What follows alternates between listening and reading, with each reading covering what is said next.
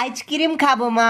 Ice cream খাবে বাবা? সত্যি সত্যি আইসক্রিম খাবো, কি মজা কি মজা। ডাক্তারবাবু বলেছেন তোমার পেছনে আইসক্রিম গুঁজে দিতে, তোমার পেছনটা অনেক পেকে গেছে তো। কি গো মা, রোজই তো শুনি বড় অভাব, ফ্রিজ নেই, ঠান্ডা জল খাওয়া হচ্ছে না, এদিকে তো ঘরে ঘরে আইসক্রিম খাওয়া হচ্ছে। Ice cream? A few moments later.